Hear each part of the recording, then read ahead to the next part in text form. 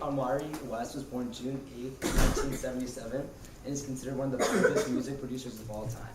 So Kanye was originally born in Atlanta, Georgia, and after his parents got divorced, he moved to Chicago, Illinois. But right away, he moved to China because his mom was a teacher and they had to teach a foreign exchange program. After that, they moved right back to Chicago, where Kanye was put into school and starting to get raised. So Kanye in school decided he had a passion for music and art.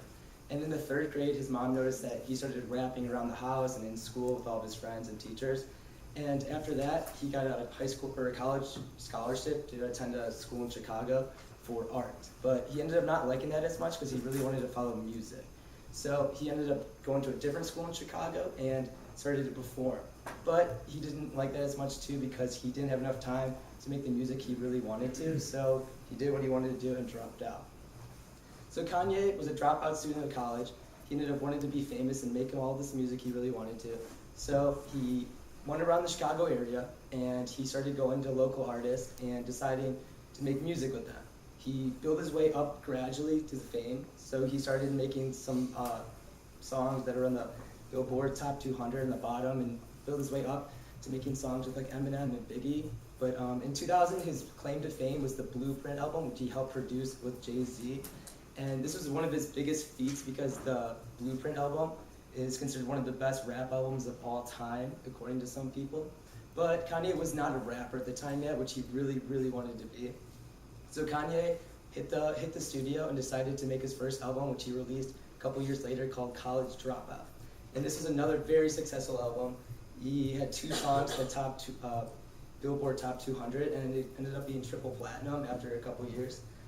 He had other albums such as Late Registration, Graduation, and his 6th album was called Yeezus, which he coined the name Yeezus for himself, and a lot of people started thinking the fame was getting to his head.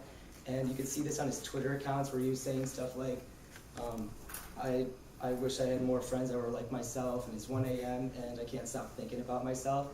He also ran into problems with Taylor Swift when he was giving her an award. He kind of like retrospectively said Beyonce should have wanted the award instead. Despite all this fame though, he was getting really bad publicity. He ran into more trouble at the LAX airport when he got assaulted a photographer trying to take pictures of him. He also got in legal trouble with trademarking in some of his lyrics and some of his song titles.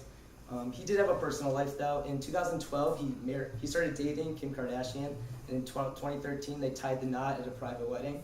2007, his mother died of a heart disease, which is really tragic for Kanye West.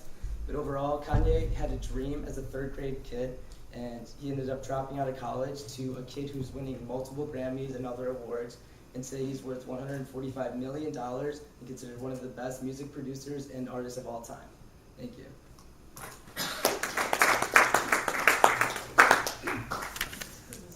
Okay, Bree presenting next. Dick reviewing, please.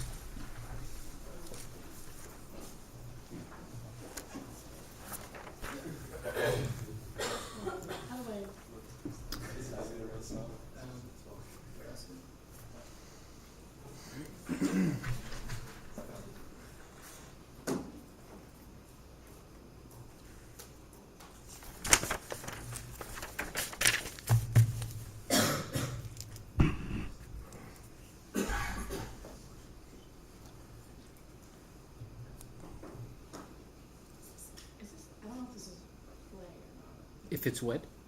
I can't tell if it's blank. Can I just wait a second to see if it goes? How do you might have to hit enable editing on the PowerPoint when you opened it. Like go back. See, right there.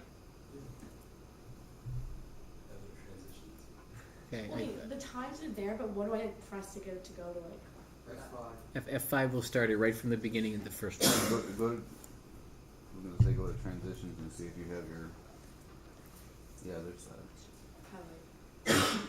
How do I start it? Just press F5 and it'll begin. Oh. Okay. Oh. Sorry. I didn't know it was going to go right there. Alright, I'm just Okay. My bad. My bad. Okay, so right when I press F5, it's just going to start? Yes. Okay. So I'll get ready. only thing that comes to many people's minds when they think of Seattle is rain, rain, rain, more rain, probably the Space Needle, maybe Grey's Anatomy. Now, raise your hand if that's true for you. My name is Brianna, and I'm here to tell you all about the great things that my hometown, Seattle, has to offer, including rain, but there are also many other amazing things. Now, Seattle is definitely not the most rainy city in America. However, it is by far the most overcast city, with 282 days of the year being overcast, which is about 68% of the year. But I promise you it's not that miserable, and just like here, it makes the sunny days all the more worth it and a lot better. It's really great. How many of you guys have a job on campus? Like me, you're probably slaving away for that $9 an hour New York State minimum wage. However, if you move to Seattle, you'd be making a whole $15 an hour, no matter where you work, including McDonald's or maybe somewhere else. But that's the highest in the country by far. Now, Seattle also offers great education. In addition to many world-class universities like the University of Washington, Seattle Pacific University, it's rated as one of the most educated cities in the country based on factors like number of people that went to college. It's also known as a great city if you want to have a job due to many companies that were created there, such as Microsoft, Amazon, Starbucks, Expedia, Costco, and those are only just a few. Now, many people love working here. There's high salaries at these companies, great job rates. Now, as I said before, it's 68% of the time in Seattle, it's rainy, but the other 32% of the time, it's absolutely beautiful. As you can see here, this is a picture of the Seattle summer. It's not rainy, moderate temperatures, little humidity. You'll want to be outside on one of the many lakes Seattle has every day. Now, this is another picture of Seattle's lakes, and as you can see, it's a great place if you're into being active. You can ride bikes everywhere. There are hundreds of beautiful parks. There are tons of places if you want to go hiking, snowboarding, skiing. There are 2 giant mountain ranges, the Cascades and the Olympics, located within an hour away, and they offer great views. Now, many of you also probably love Starbucks, as I do, and Starbucks, as I mentioned before, was founded there. Now, this is the first Starbucks. The line for the Starbucks is often hundreds of feet down the block, and people will wait literally hours. There's not even food offered at this one for just a coffee and for the experience that Seattle offers. There's more Starbucks in Seattle than anywhere else. Seattle also has the second highest wine distillery, and the second most, half the craft beers are made in Seattle. So that's great. If you're into drinking Starbucks, drinking wine, drinking beer, being active, high wages, then Seattle is the place for you.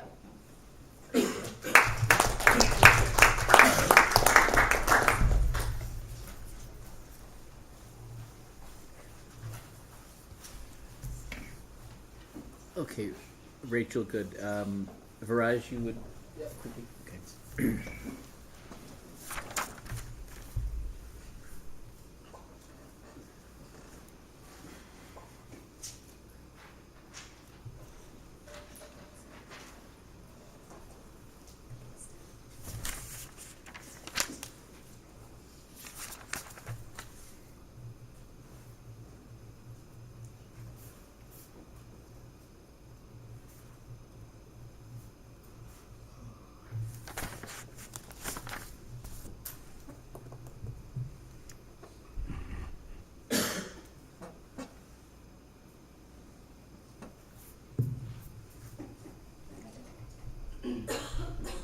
With over 210,000 members nationwide, 148 collegiate chapters around the world, as well as over 131 alumni chapters, and 143 years of ongoing success, this is my sorority, Delta Gamma. Hi, I'm Rachel, and today I'm going to talk to you about my sorority and a little bit of the history as well as philanthropy and my experiences here at Rho Chapter at Syracuse University. Delta Gamma was founded in 1873 in Oxford, Mississippi at the Lewis School for Girls. This is located near present-day University of Mississippi. 3 women were stranded in their dormitories because they could not travel home over winter break. These 3 friends decided to create the sorority Delta Gamma during this time. Anna Boyd Ellington, Eva Webb Dodd, and Mary Comfort Leonard got together during this time and created Delta Gamma. They sought to maintain high ideals of friendship among women, to promote their educational and cultural interests, and create in them a sense of true social responsibility. But most of all, they wanted to encourage them to be the best versions of themselves. These women chose the letter H as the symbol for the sorority. They later decided that the letter H was to represent hope and changed the symbol to the modern-day symbol of an anchor. The badge worn by initiated sisters is wrapped in a gold rope, and the letters Tau, Delta, Eta are written on the crossbar. The sorority's colors are bronze, pink, and gold, and the flower is a cream-colored rose. Delta Gamma's motto is do good, and their service for sight is their philanthropy. The money donated for the Delta Gamma Foundation goes to serving those who have visual impairments, and they also give service dogs to those in need and help with funding. Delta Gamma here on campus, we have a few different activities that we like to do in our own sorority. One of them is DJ Deke Spike It, which is a collaboration between ourselves and a fraternity, Delta Kappa Epsilon, on campus.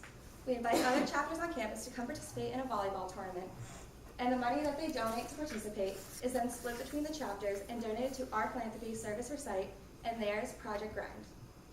While on campus throughout the year, we also have a bunch of smaller philanthropies that we like to put on. One of them is Delta Gamma Burger, and the other is DG Nachos.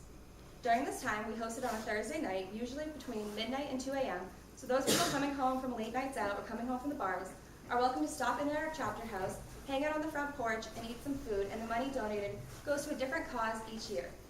This year, we decided to donate the funds to a foundation that was very close to one of our sisters' hearts. This is called the Champ Foundation. It was created in William's name, and William's a cousin of one of our sisters. He has Pearson's syndrome, which is a mitochondria disease, which results in a deletion of mitochondria DNA. All money donated went towards treatment for William and finding a cure for Pearson's disease. Roe Chapter at Syracuse University is currently located at 901 Walnut Avenue. It was created in 1901, established then, and the chapter has grown to 234 active members. Our chapter house serves as a meeting location for our sisters and houses 28 of our members. I hope during this presentation you learned a little bit about philanthropy, the background of Delta Gamma, and maybe even encouraged you to get out and go do good yourselves. Thank you.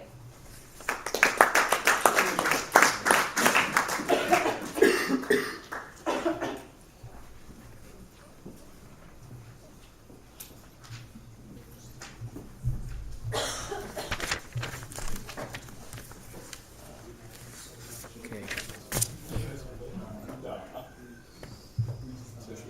Louis, you're reviewing this one? Okay.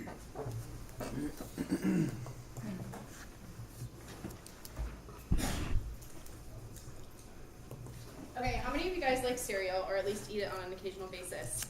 So with the boxes you buy, you probably just end up throwing out the cardboard into the recycle.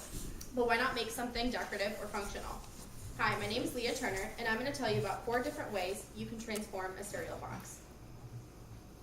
So, if you have magazines or textbooks lying around, you can get them organized by making this functional and decorative holder from a cereal box.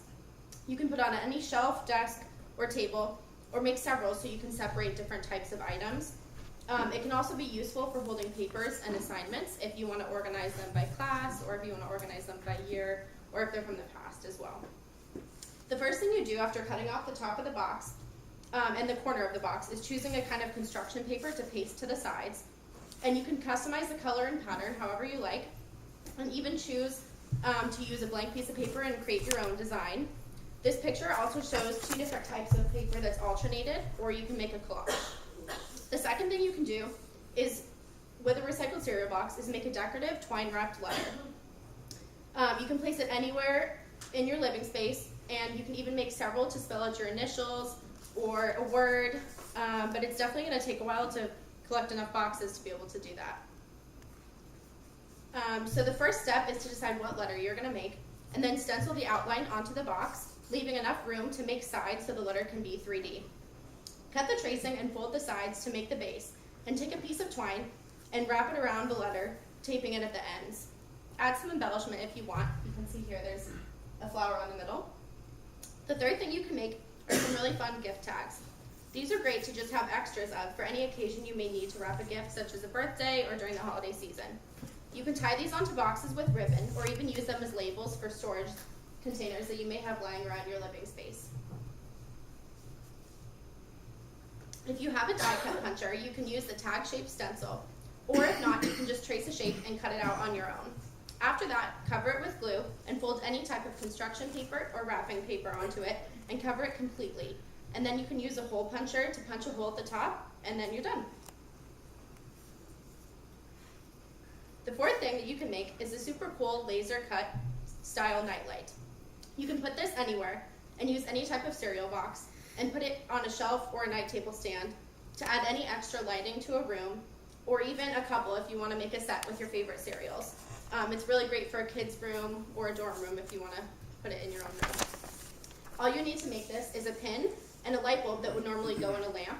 So you can just cut a hole in the back of the box to make room for the light bulb and its cord. And then using the pin, poke holes around the design that you want to be lit up, such as the name or the logo or any pictures that are on the front of the box. Then put in the light bulb and turn off the lights. And that's 4 ways you can transform a cereal box. Here, we're excited. Thank you.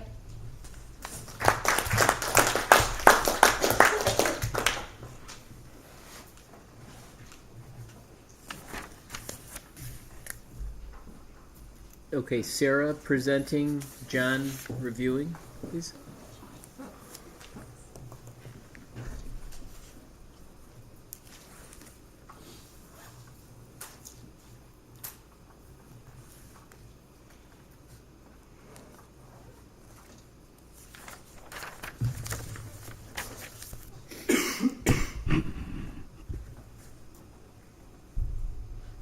Hi, I'm Sarah Wan, and I've been going to Adirondacks ever since I was in diapers. That's me in the top corner. And it's always been a family tradition for my family.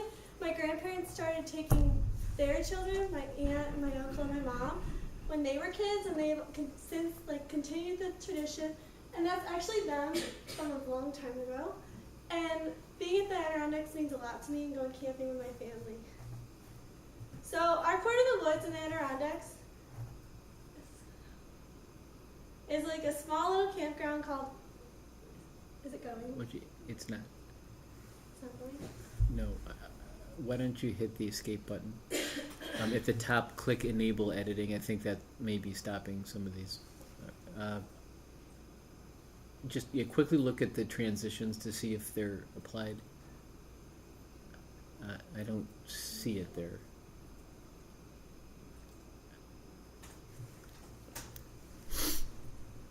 And did you apply it all? No. Back under transition?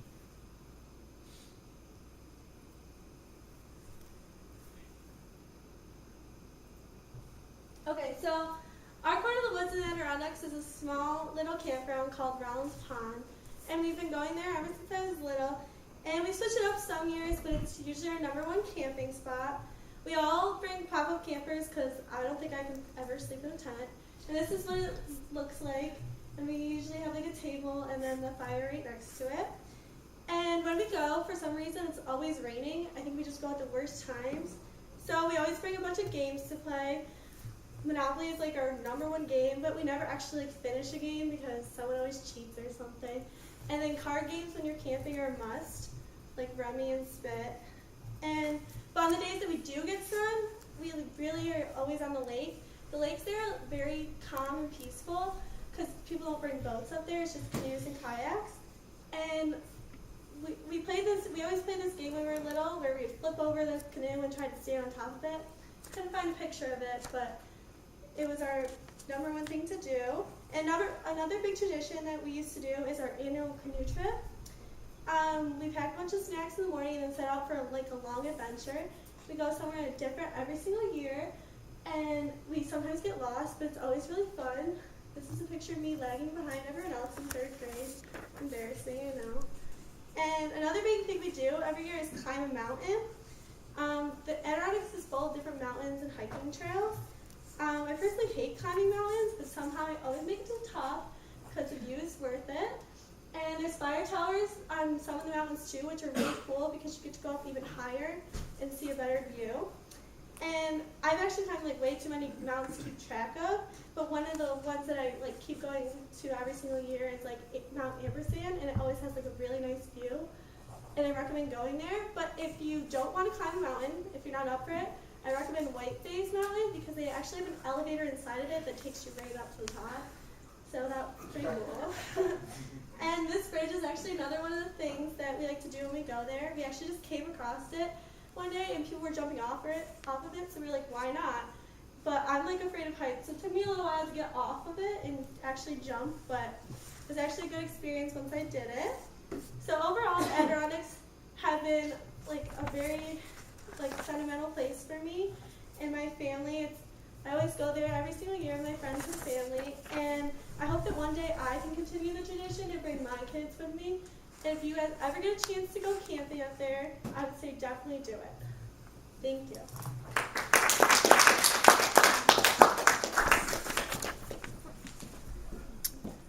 Okay, Alden presenting and Sean reviewing.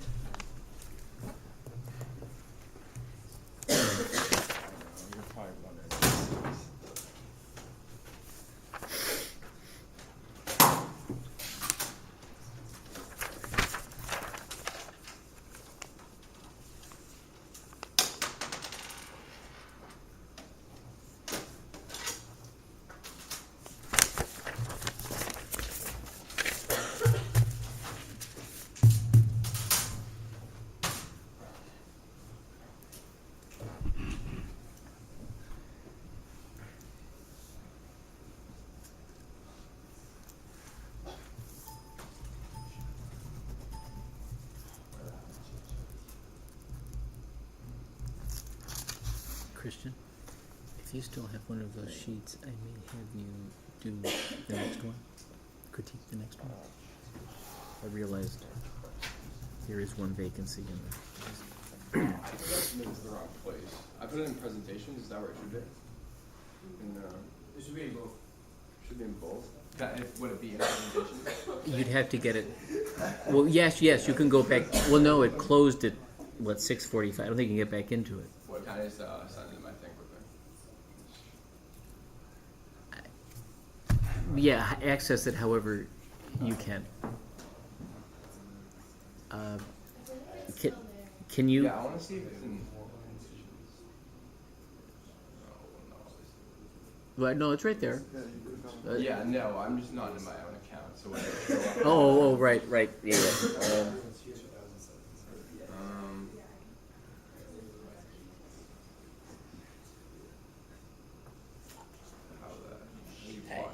I mean, here, yeah, yes.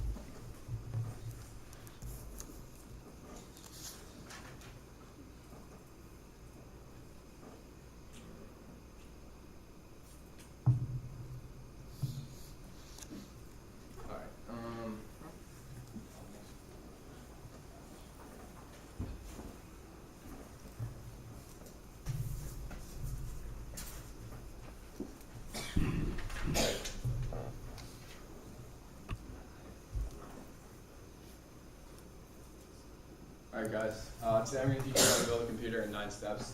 It's really not building a computer, but it's just the components of it. Alright, so I have my computer that I built this year. So this is the motherboard. Basically it's behind here, I don't know if you can see it, it's made by Gigabyte. Basically what the motherboard does is it provides power to the whole entire computer. It connects all the ports, such as on the back you can see like USB, VGA, all the different ports. And also, they also range in a price from $60 to $400, so they can get pretty expensive. Next up is the computer processor unit, or the CPU. This is like the brains of the computer. You guys probably all have Macs, so you have Intel built into your computers as the processor. A lot of the other companies are AMD and mostly just AMD. These usually range in a price of $100 to $300, so they can get not as expensive as the motherboard, but still pretty expensive. Here we go.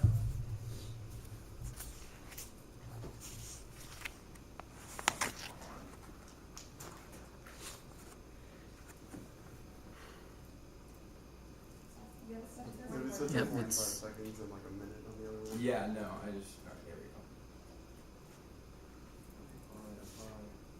Did- You, you still at 45 seconds. Yeah.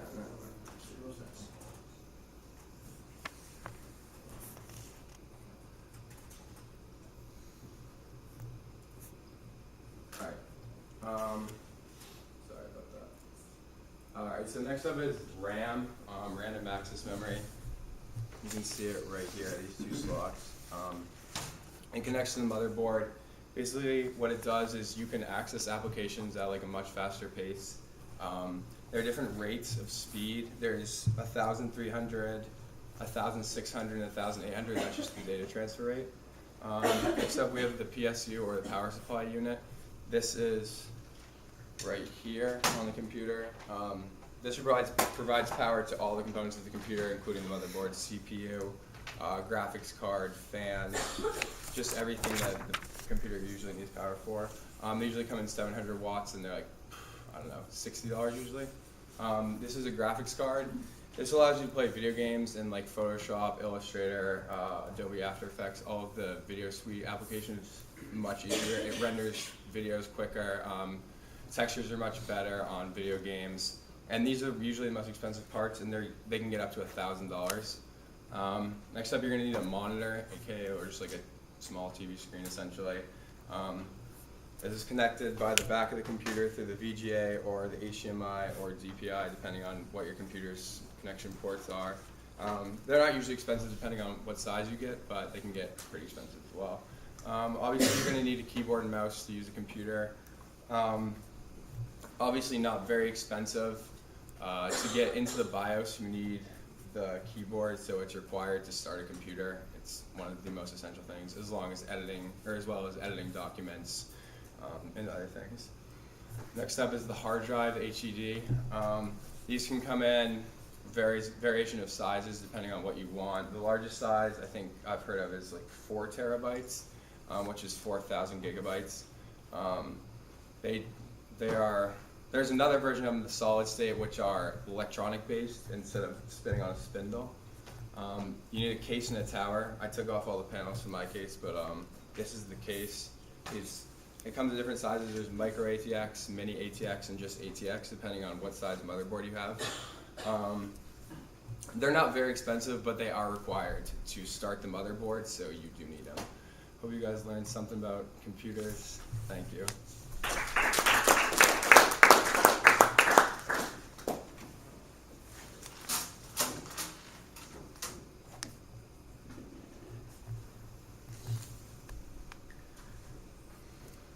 Okay, last one for this group, Josh presenting and Christian reviewing.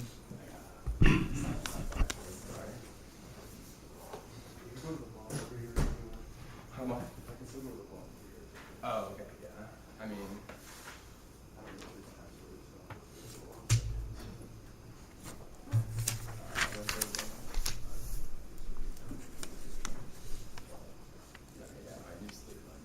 I just leave my blackboard open up there.